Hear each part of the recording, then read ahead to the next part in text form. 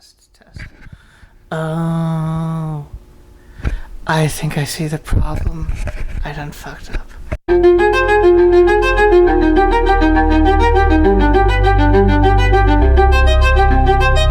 Welcome to Proto-Future, the world's first and most supremely opinionated, enthusiast, and modeling podcast for modern American passenger rail, transit, urbanism, walk and bikeability, inclusivity, and equity.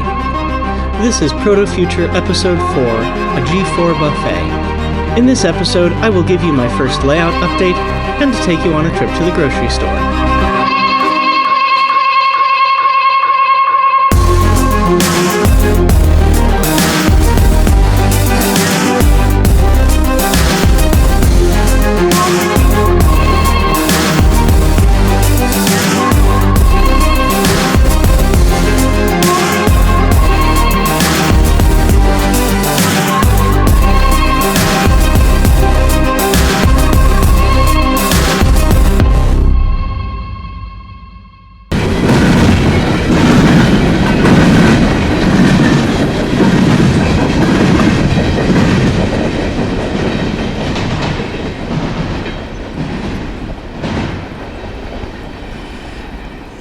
It's a very drizzly and unappealing day in Lewistown, Pennsylvania. I'm here to pick up my friend and roommate, another graduate student. She's coming back from spring break in Puerto Rico. I, of course, spent all of spring break here working because I'm a molecular biologist and the work doesn't stop ever. Or more like, I don't have the self-discipline to take time off, but that's my own damn problem.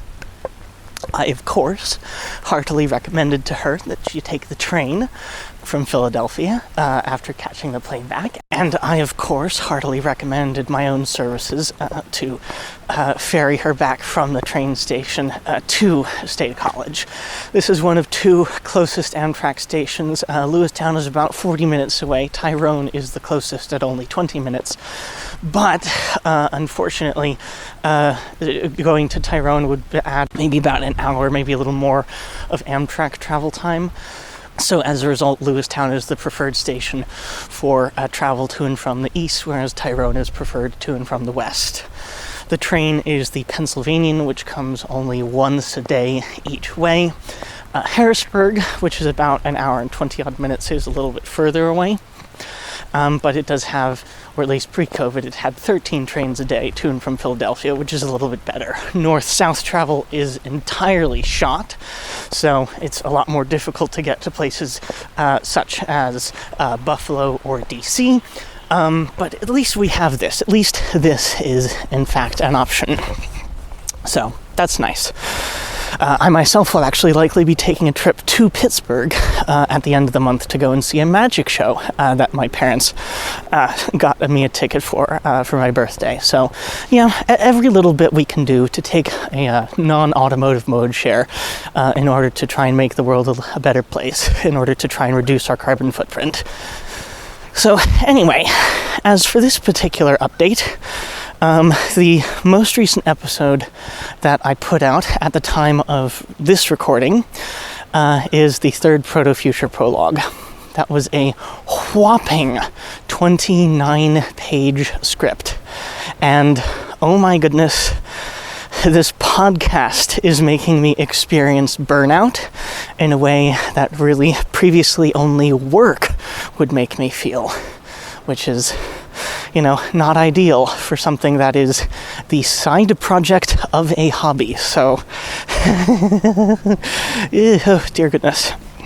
At the moment, I'm having a little bit of difficulty trying to catch up on scripts for upcoming episodes, the next one being a BGT podcast episode. I think I will have to skip the next railroad history episode and go back to scenery, because I do not have it in me to finish the research and write up the next round of railroads. I might just only be able to go back to those whenever I have time. It might take me many months in a row to write scripts for that. Really, the whole monthly production schedule is going to start to become a serious limitation going forward, and that's honestly why I'm here. So in order to buy myself a little bit more time to catch up a little bit more and honestly just take a breather after the whole prologue trilogy, I think I'm going to give you a little bit of a G4's life update buffet.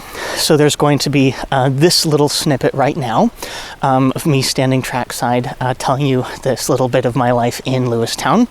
I am going to throw in something that I had originally intended as a little bit of a layout diary update, a little bit of a tour of my layout. And then I think I'm going to throw in a third thing, a little bit of a tour of what it's like to try and live car-free, specifically doing errands on a bicycle. So I think I'll be able to record that sometime soon. Hopefully that will round out a nice episode. I don't know when I will be able to release that. It might be the very next episode I release after the prologue. It might be after the next BGT episode. But the point is, at least for me on the back-end production schedule, it will be a lot easier to put together than writing a fully fledged normal script. And hopefully that will buy me some time just to breathe. I also might have to abandon the concept for the time being of doing evenly spaced Proto-Future Beginner's Guide, Proto-Future Beginner's Guide, as I had intended until I finish up Beginner's Guide. And I definitely will have to carry forward railroad history long after Beginner's Guide has finished, just until I finish that. It might just honestly boil down to what scripts do I have available, how much time until the next deadline, how long will it take to write the next script, and so on.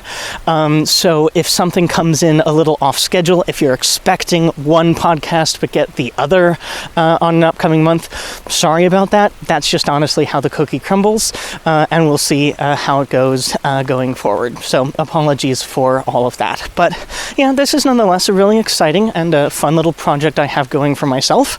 Hopefully this will continue to be something very interesting. I will, like I believe I will mention in a few upcoming moments when we get to the layout tour, try to give you layout diary updates as bonus episodes, especially when I have more non-train, especially non-modeling related episodes, partially just to keep myself accountable for my own modeling projects. And also, hopefully, I will be able to get back to modeling, because especially in the past month, especially since I've been putting so much effort into the podcast, I've almost had to take a sabbatical from my own modeling just to keep up with script writing, which is not fun. I don't want this hobby to supplant the hobby that this podcast is about. That's like, what am I supposed to podcast about if the podcast is now the hobby? Anyway. It's getting a little wet, and I don't want my new lovely field recorder to get waterlogged. So, with that, I headed back over to the station to get under cover from the rain, warm myself up, and watch some passing trains while I waited for the Amtrak to arrive.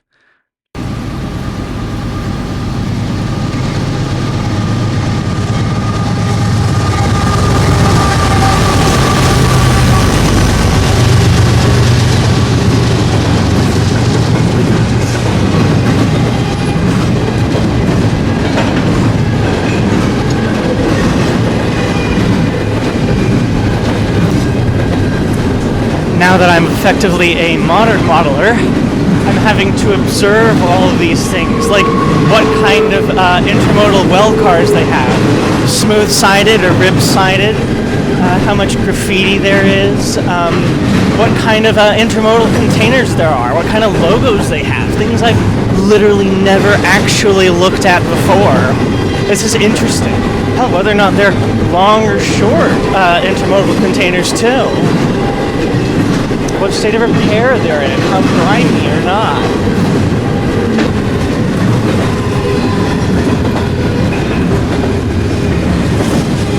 Oh, was so gorgeous watching it go through the high-speed crossover.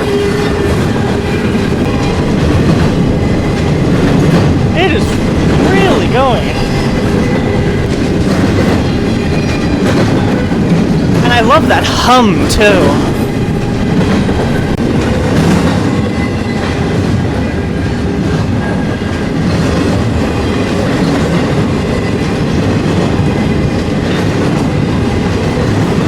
I'm playing around with audio input levels to hopefully not max you out.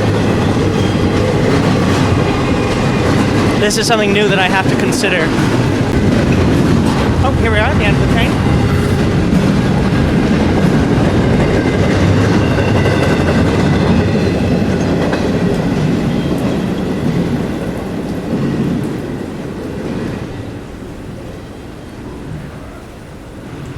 And if I am correct, the Amtrak should be right behind that. So it seems to have departed Harrisburg 1 minute late. If I'm guessing, I think that freight train was able to slot in right ahead of it. Should be here in about 7 minutes. So for those who don't know, Lewistown Station is home of the Pennsylvania Railroad Technical and Historical Society, I believe. And it's, of course, right on the Pennsylvania Railroad's main line, which used to be part of the famous 4-track main line between Philadelphia and, I think it was at least 4 tracks all the way to Altoona, maybe all the way to Pittsburgh. Maybe it dropped somewhere to 3 tracks by maybe Johnstown area, somewhere in there. Now, of course, it's only 2 tracks, maybe 3 tracks some of the way. Like around Horseshoe Curve. Here it's only 2 tracks. And so the station itself is actually set back from the new platform. The old platform is like, of course, still in existence. But what they've done is there's now this 2-track width gravel pit between the station building and the new asphalt platform, where clearly the 2 tracks would have been. But now you have to cross just a small asphalt sliver in order to get to the new platform. And there are a few small structures sitting in this tiny gravel trench, a few signal boxes and signal masts.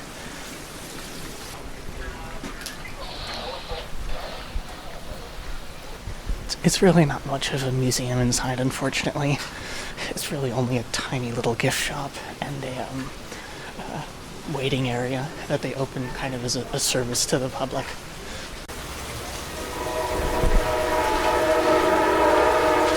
Here we go. Amtrak number 43 for Pittsburgh.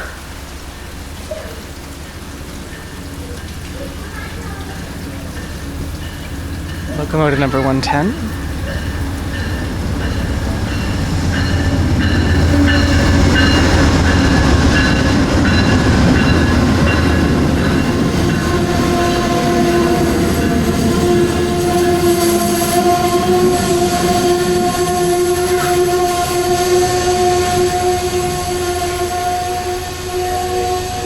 One Viewliner baggage car, 6 coaches.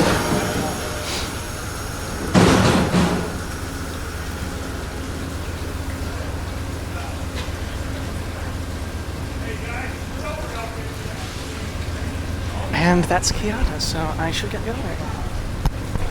See you in the basement.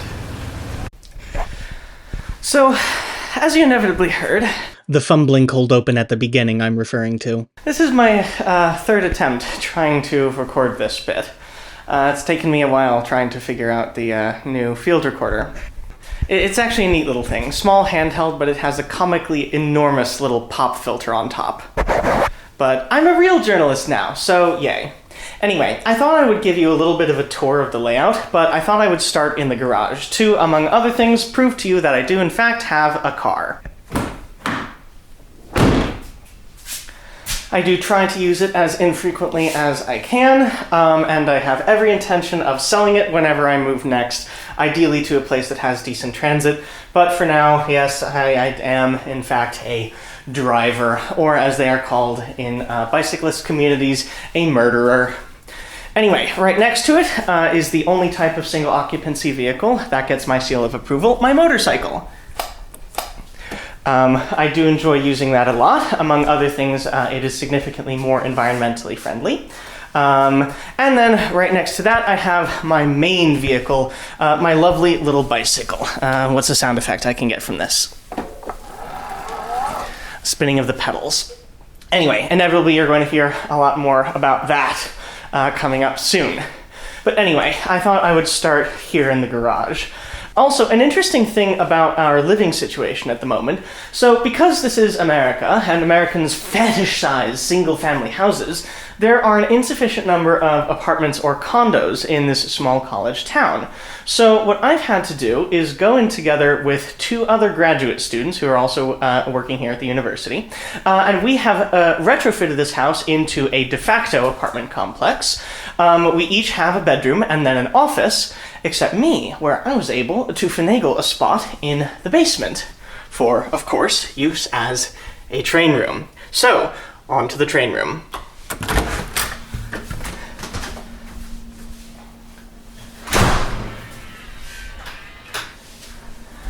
Going inside, through the kitchen.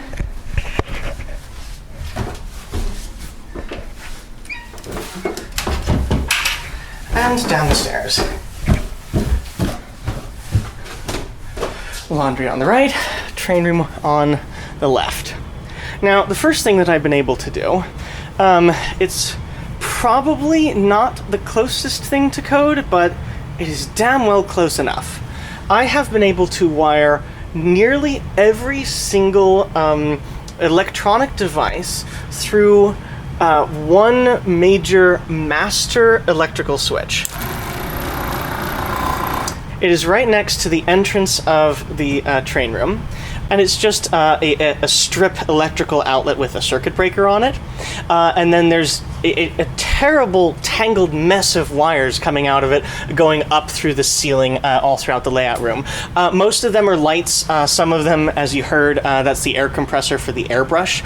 I just got my first Iwata airbrush, and I have yet to test it out, so we'll see how that goes. And I have this one other place. So this one is the main layout room lights. The next one is a few more lights, but mostly layout stuff. There we go, that's the DCC system.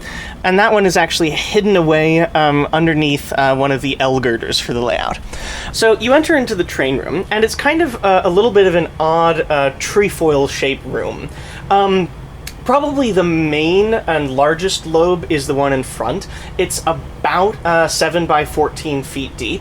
There's kind of a nodule off to the left. That's where you can hear the HVAC system. That's also where the water heater is, water softener as well, a few other odd things, including my tiny little spray booth on top of like a 2x3 little rolling cart. And then there's kind of like a medium-sized nodule off to the right, which is where the original layout was, the ON30 layout. This is, I would say, medium, largely completed. It has dirt on it. It has lots of puffball trees, even a few structures too. And I was about halfway done through the structures, almost ready to start scratch building the large Wapsononic Hotel.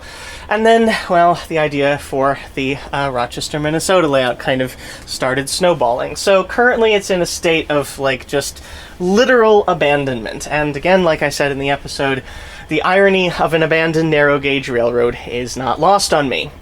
So all of the ON30 cars that I have are just sitting out on every spare track that I have. It's really not pretty. And then a large portion of the ON30 layout has just been fully sawed back to make way for the main Rochester, Minnesota layout. So the way that I had originally intended for the ON30 layout, the Altoona and Beach Creek, or the amusingly acronymed A and BC, was that I would build a layout off to the right as kind of like a phase one, and then I had a small 4-track staging yard with a turntable floating in the middle of the room wasn't anything big, like maybe 5 feet long, and then that would be the staging yard, and I would move the extra cars onto and off of shelves beneath it or behind it as I wanted to change things up. And then with time, when the first phase would be done, then I would remove the staging yard and then build that into a small peninsula, wrap it around through the middle and largest nodule, and then extend the layout around the room. But then when I got the idea for Rochester, Minnesota, well, down came the staging yard, and I sawed the ON30 layout back, and, well, then, again, ON30 became abandoned. So, moving on to the main Rochester, Minnesota layout, probably the largest and most important part of the layout that makes it function at the moment is the really large sliding door staging yard. So many trains, especially so many different passenger trains in such a small space, I needed a lot of storage capacity. And I believe, as I also mentioned in the third prologue episode, I had originally intended to use this as a joint staging yard between the HO scale and the ON30, which of course use the exact same track gauge. And so I wanted even a little more storage capacity on top of that. So the sliding door staging yard goes like this. I have about 10 different tracks, all of which can be drawn out and aligned back and forth, which is extremely useful.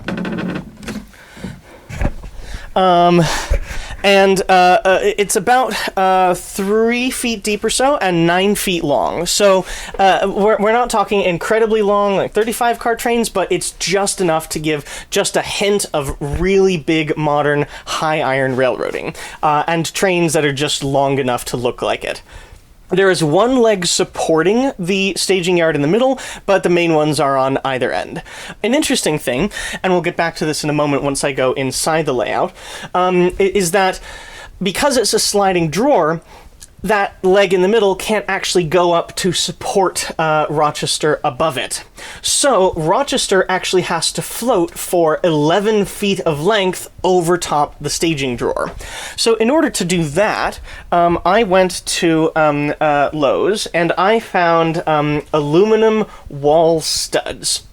They were 3-sided, and I found a way where I could slide them down into each other, and then glue and screw them together to make effectively my own aluminum box girders. And they have a really weird echoey effect when I talk too loud, too close to them. And there are 3 of those that attach to the legs, and so far they're doing a pretty good job of supporting the weight of Rochester above. And they don't appear to be sagging too much, if at all. So that's actually something that I'm really happy with.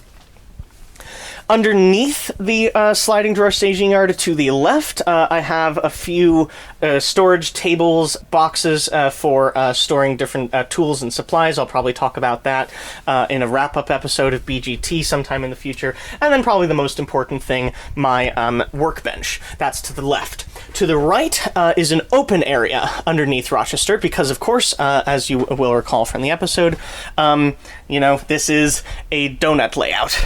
There is no way to get into the layout without ducking or rolling underneath. Again, I recognize that as a serious flaw, but presumably someday in the future I'm going to slice the layout down one of the long edges of the donut and add a helix on either side when I have more space, turning it into a large, G-shaped layout or something like that. So I am now inside the layout. It is a walkway that is about 11 feet long by 30 or so inches wide. Again, not perfect. I recognize that. I'll fix it in post in a future version. But for now, this is basically a lone wolf layout of somebody who just likes to run trains in circles and rail fan the transit that I cannot ride because of car-brained politicians in the 1970s, 80s, and 90s. But anyway, so coming in from the direction that you entered the room and the direction that you ducked underneath the sliding drawer staging yard, you face the wall and 2 different sets of double track. The double track in the foreground will technically someday be hidden underneath one segment of a highway. The double track in the background will be in the median of that highway, and it is ascending to the left, whereas the hidden track in the foreground is ascending to the right. So actually, let's take the trains as they would coming from the Twin Cities to Chicago. Starting from your right hand, your right side, the tracks coming out of staging on the back set of double track, you would ascend out, presumably hidden by a highway overpass. The tracks would appear in the median of the highway right-of-way, and they ascend over the approximately 11-foot length. Then they enter into a 180-degree sweeping turn, and then they enter into Rochester. Currently, I have one of the beautiful Walther's double crossover tracks, and then this is where the track laying has finished only partway at the moment. And then they would enter into Rochester Station, which will be at least 3 platforms, 5 tracks. In the foreground, there's going to be a layover stub track for all of the trains that only continue back northbound to the Twin Cities and Duluth. There will be 2 through tracks to Chicago, and then there will be 2 additional tracks that continue back around the backdrop to a switching area, which will be back over on the other main side of the layout where you access the workbench and the sliding door staging yard and so on. We're going to have probably a small little switching area there, something like that. Anyway, following the main line again, the double track, it goes through Rochester Station, and then this is an interesting thing. It then enters a 270-degree turn helix that is currently floating over top the abandoned portion of the ON30 layout with support holes punched through the old scenery in order to access the old benchwork underneath. Oh, it is garbage and awful. Again, I'll fix it someday after I move. And then it pops underneath the track, underneath Rochester Station, into the foreground at a lower elevation, where again it will be hidden underneath the highway, where it then descends in the foreground, and then pops back underneath Rochester to the sliding door staging yard again. So it does get me a really nice, long mainline run. It's double track the full way, so especially as a lone wolf modeler, I can have 2 trains fully autonomously orbit as I do whatever I want to with the other trains, so that's fun. And it's an interesting and dynamic little operation too. There are lots of crossovers as well. There's a lot of staging capacity, so if I wanted to, I could also have a surprisingly busy operating session for a small 7x14 foot layout. So I'm building this for a lot of different purposes, both as a set of kind of modules that I will use for a later layout, as a rail fanning layout for now, as kind of an experimental test bed, as a small one-person switching layout, as a bunch of different things. This is really interesting for me, because every single other layout I've ever built in my life, I have planned. I have come up with a complete plan and a complete track plan. This one, though, it's been very organic. I have been massively changing the track plan as I've been going along. In a pretty famous moment, after I already laid track and finished the sub roadbed, I decided that one segment of the main line was too close to the wall. So I decided to tear up a little bit of track, slice 2 inches out of the sub roadbed, and then unscrew all of the rest of a 16-foot piece of sub roadbed, and then rotate the entire 16-foot piece length on a single pivot point to close that 2-inch gap. It is not a very neat layout, and if it ever does look neat, I encourage you to someday peek underneath the fascia or the valance or whatever, and it will be just an absolute nightmare. In another famous moment, I decided that the grades going into Rochester were too steep, so I decided to, while there were still trains in the staging drawer, I unbolted all of Rochester, 4 feet wide by 11 feet long, from the legs, and then using Irwin quick grip clamps, slowly lowered the entire scene by 2 inches, and then drilled new holes for the legs and affixed it to its new location. And in order to re-smooth out the sub-roadbed, I had to take my jigsaw sideways and slice out some segments of L girders. It is really ugly. I am not claiming that I am a good or fine modeler here at all. I am just compelled forward at top speed by a really interesting idea, and I want to see where it goes, and I don't have either enough time or patience to sit down and thoroughly think through the idea to come up with a plan before I implement it. Instead, I'm just throwing spaghetti at the wall, and then if something's already built and I want to change it, well, then it's time to get out the Sawzall again and fix it. So, actually, that's a brilliant note. To enter into my most recent modification, which again, I alluded to in the episode. It's not on the original Modeling the Near Future Clinic Part 3 on the website. Coming out from inside the operating donut, I did come up with another interesting modification recently.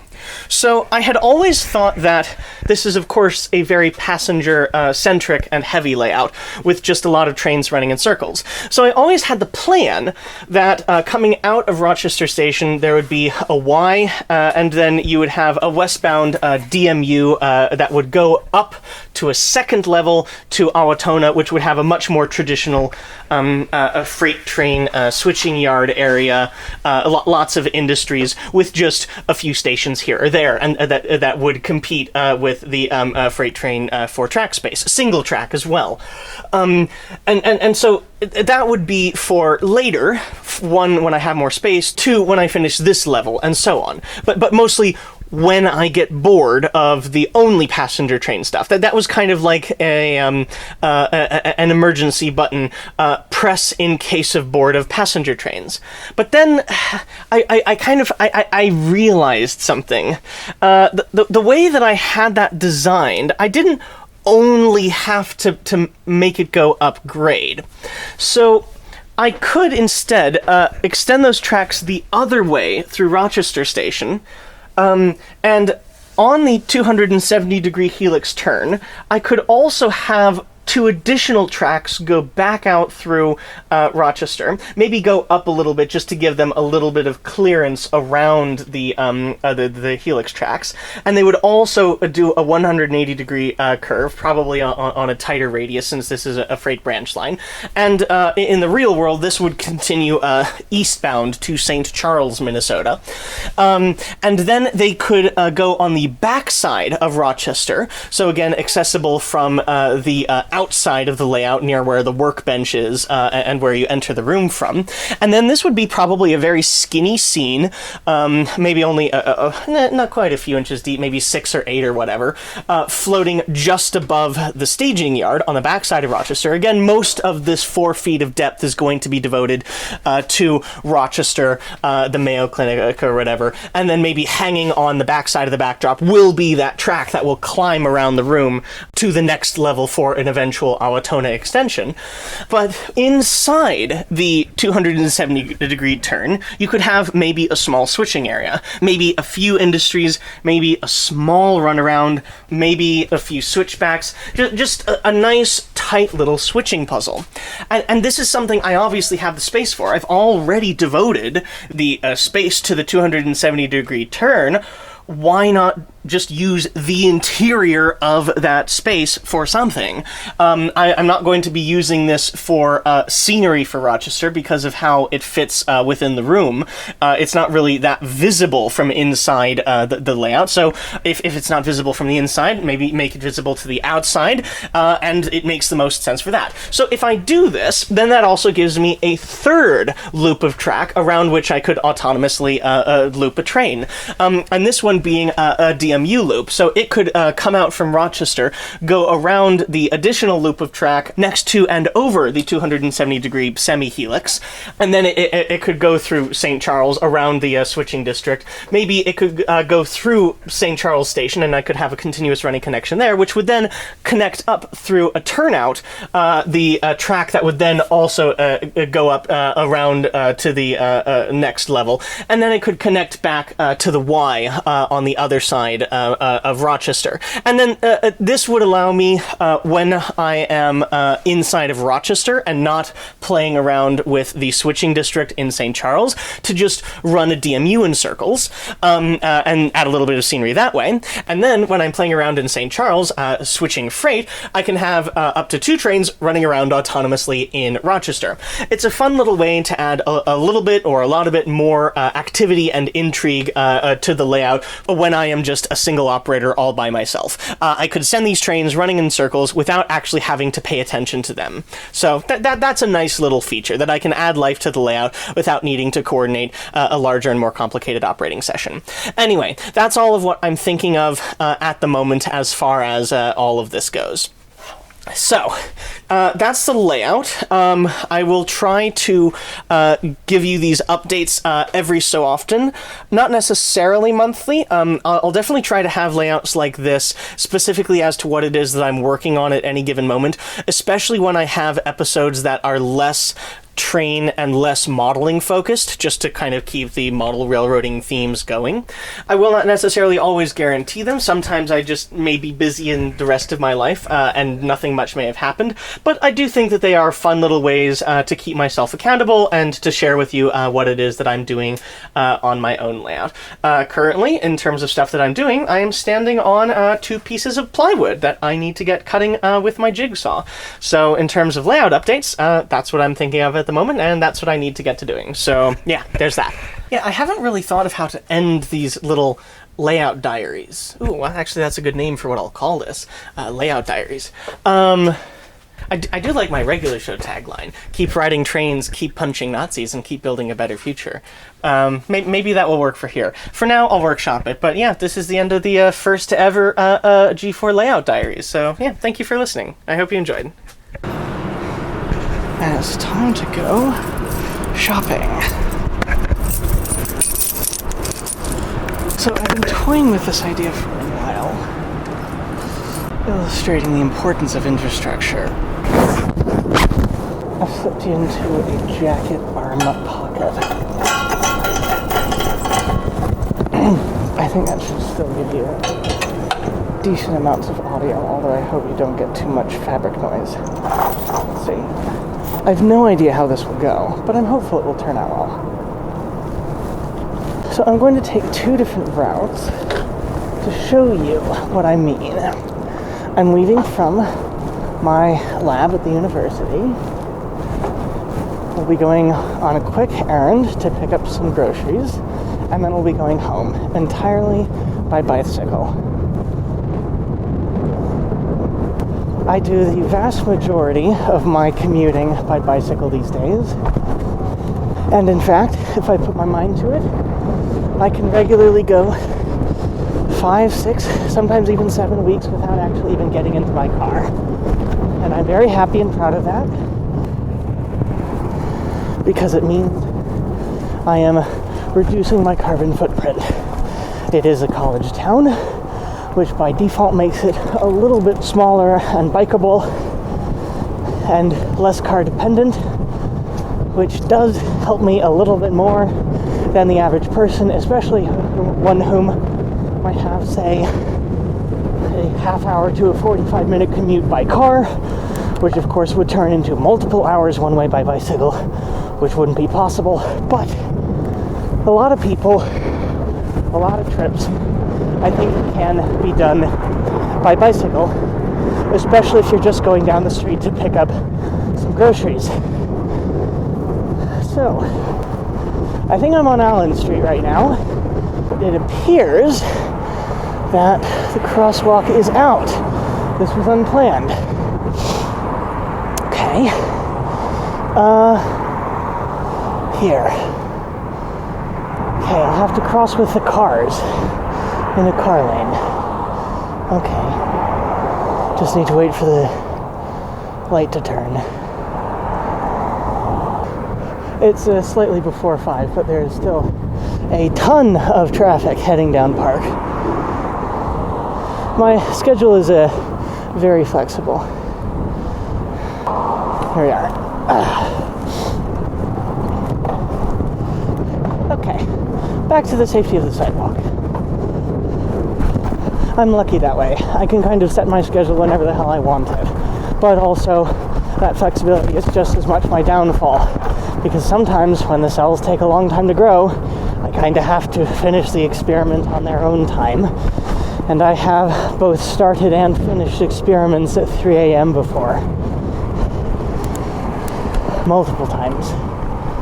There's so much traffic, I'm literally outpacing the cars to my left as we cross boroughs. So yes, cars are technically faster in a drag race in a vacuum, a spherical car. But in practice, especially these days with traffic, it's not usually the case anymore. Now, this is where Route 1 starts to get a little bit more difficult. And here's a problem. I need to get to the other side of Atherton Street. But there's no practical way to do that, except to very dangerous looking, unprotected crosswalks. There is one which has a little bit of a somewhat protected pedestrian island in the middle. I don't know how much I trust it. I am literally going to be endangering myself for you guys, just to show you how bad infrastructure can get and how stupid cars are. None of the cars are slowing down for me, even when I'm in the middle of the travel lane. Fuck you. Oh my god. Wow. That was bad. Okay. Yeah, they just kept barreling on past me. Speed limit is 35 miles an hour. They certainly were not adhering to that. Okay, I've crossed Atherton Street and I'm heading down the hill. The sidewalk is at best a meter wide. Ooh, and it's actually narrowing to, I would say, less than that.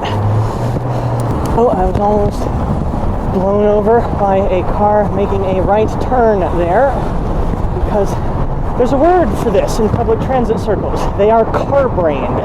They think that the only people that exist in this world are cars, and that cars always have right-of-way, and that they don't need to look out for anybody else.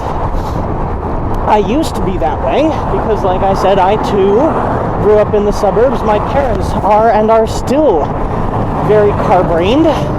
Listen to this noise, by the way. This is really the definition of a close shave as I go down this hill. It is a 4-lane strode with very fast-moving traffic. If I reached my right arm out, I could touch them. This is not safe at all, one bit. Okay, now this is where the sidewalk starts to get a little bit crazy, because sidewalks are not actually taken care of by the municipality. They're considered to be taken care of by the property owner. It is excessively heterogeneous. So the road is consistent in its design principles. The sidewalk here is weaving back and forth like a drunkard. Okay, Cherry Lane, bottom of the hill. Need to keep an eye out over my shoulder. And, okay, this is a fun one. The sidewalk just disappears entirely. Now it's just fully an asphalt parking lot by a hot pot delivery. Oh, and now, this is what I wanted to show you. Or, well, you'll have to trust me because this is audio. It just ends. There is a small stairway that goes down a small hill, but there's no other way around it. I'm on a bicycle but I can't just like get off my bicycle and then carry it down this narrow stairway and then return to the sidewalk. This is definitely not ADA accessible. If you were carrying a stroller or a cart, or in my case a bicycle, anything with wheels, you are out of luck. So what you have to do in order to keep moving forward, you have to, on private property, go around the back side of this weird apartment complex, made mostly of wood, definitely a relic of the 1980s, go, again, fully on private property, down a steep hill, around a few potholes. Now we're at the bottom of the staircase, and now we're finally back on something that vaguely resembles a sidewalk again. Ironically, we're right next to the Discovery Space, a small children's museum in town, which is where there's a new startup model railroad club, mostly of old and retired faculty, one of whom, old friend, is John Baylog, one of the guys who helped to invent DCC way back in, what, the 1980s, 1990s? Nice man. Very good engineer. Electrical, not locomotive, for clarity. Again, it really helps to get a visual of it, but I'm certain you've seen roads that look something like this. But you have the audio. This is a hostile place. Squeeze between the pole and the planter by the gas station. Clearly not designed as if humans are to be here. It's really only meant to look good to people passing by at 45 miles an hour. If even. Come on. Sometime in my natural lifespan would be nice. And here's the thing. I am reducing my carbon emissions. I have a car I chose to drive today. I should get some degree of privilege here. But I'm not. I'm a second-class citizen. Not only am I inconveniencing myself to make the planet a better place, I'm also endangering myself, shortening my lifespan by surrounding myself with all of these high-speed metal boxes, and yet I have to wait longer than everyone else. It's really not fair.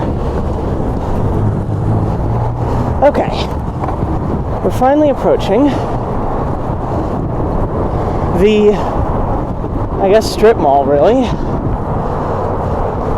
And would you look at that? No sidewalk into the grocery store. So I guess they assume that the only people who actually want to eat food are the people who drive there.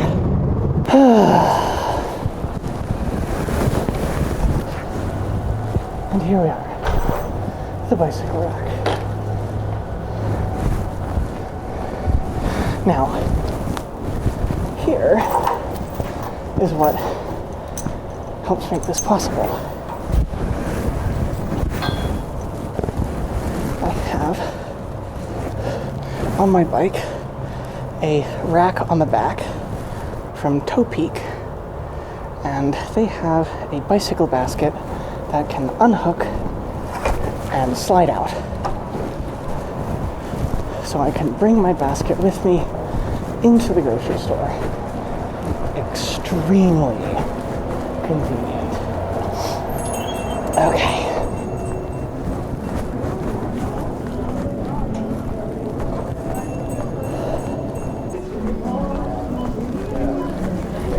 Excuse me. Alright, what do I need? Free Easter ham is back. Redeem 400-point snacks in the app or online. Get for the digital wallet or redeem a check or a paper coupon. Then you can eat your ham anytime between March 22nd and 31st. You have options too. Want a turkey instead? You can do that. Also with 400 choices. Check the app for full details. And don't forget, when it comes to saving on your LA Kiosk Order 78 is ready for pickup at your convenience. Thank you.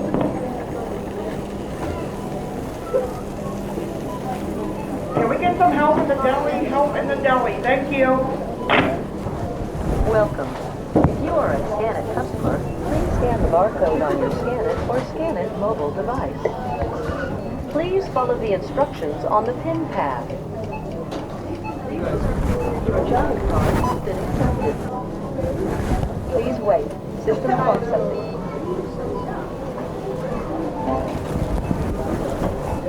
Please remember to take your receipt. Thank you for shopping at Sky.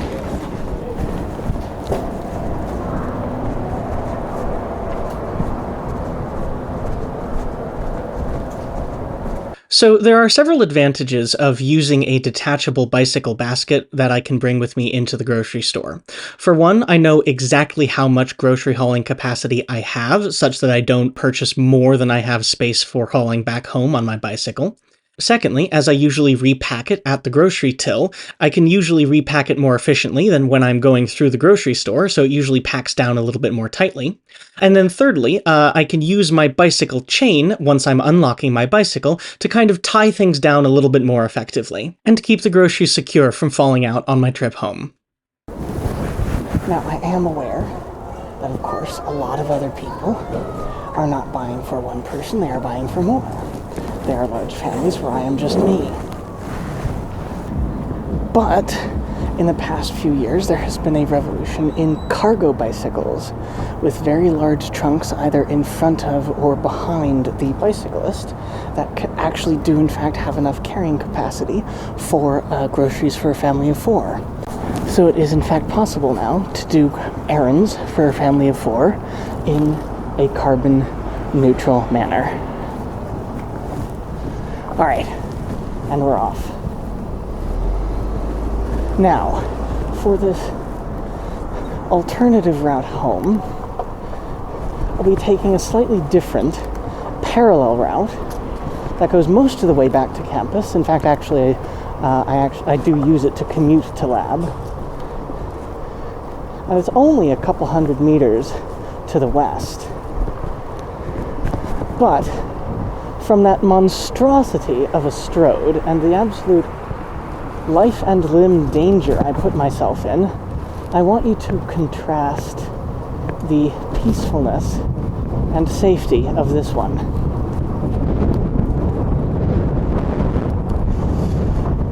Instead of going out the front of the grocery store, we're going out the back.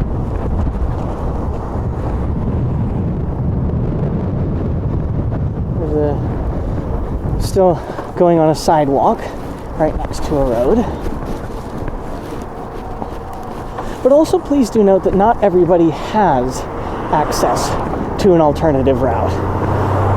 Sometimes, because of car-brained municipalities, a lot of people have no choice but to risk themselves on such abhorrent sidewalks.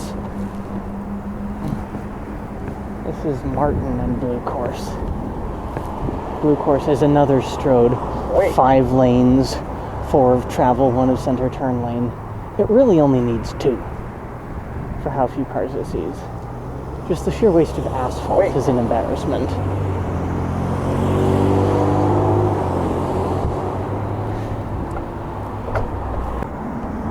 Another interesting thing of note, by bicycling to get groceries, and limiting myself to what I can fit on my bicycle, I find that I am going to get groceries more frequently, which means that I usually get fresher things rather than pre-processed and frozen items. If you're not familiar, Not Just Bikes did a video on this a while ago. Here we go.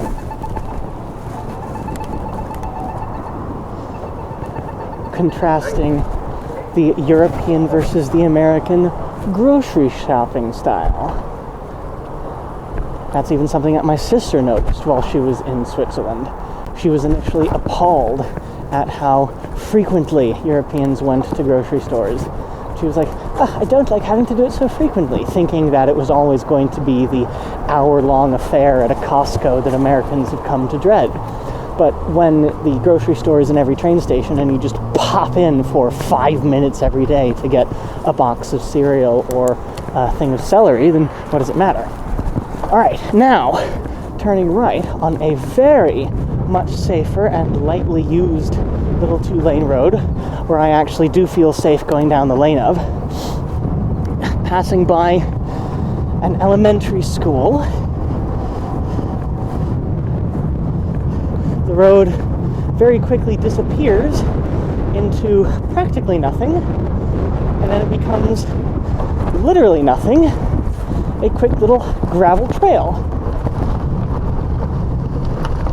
that just goes back around the side of the elementary school. Take a quick little turn, and then lo and behold, we get a bicycle trail, a dedicated bicycle trail, not near a road, not converted from a road. This is purely recreational and I guess intermodal, since I'm using it for technically a non-recreational errand. Forests on either side, grass running right up to the asphalt, 2 meters wide or more. Oh, this is so much better. Listen how quiet it is in comparison to how annoyingly loud the cars were. Oh, this is better. There's a phrase in urbanism: cities aren't loud, cars are. There's a mother walking on the trail with a pram. That is definitely not something you would see on North Atherton Street.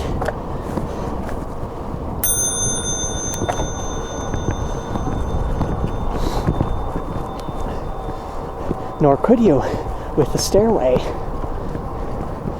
Now, the trail transitions to the portion of it that comes from the converted railway grade, the old Belfront Central Railroad. See?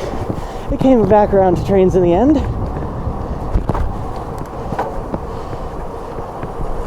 In 3 years, I have done grocery shopping off of the back of my bicycle. I have only ever once lost a grocery article out of the basket. So it's really not anything that you have to sacrifice time or convenience for. Even if you do commute by car, if you can save that one trip of the car to the grocery store, you are making the world a better place. That is a 1/4 pound of carbon that you are saving from the atmosphere. That's just a few extra months of runway that you've bought us to try and solve this problem. Oh, this is so much more beautiful. And it's time to exit the trail.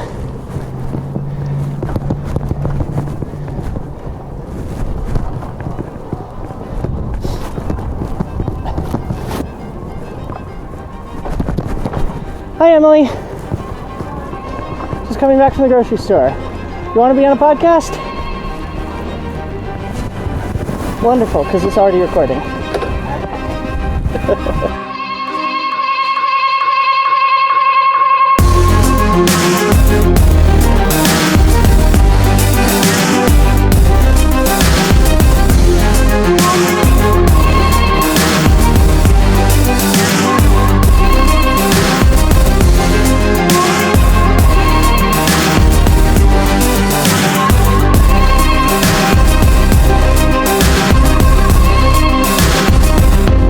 This has been Episode 4 of the Proto-Future podcast, a G4 buffet, and layout update 1.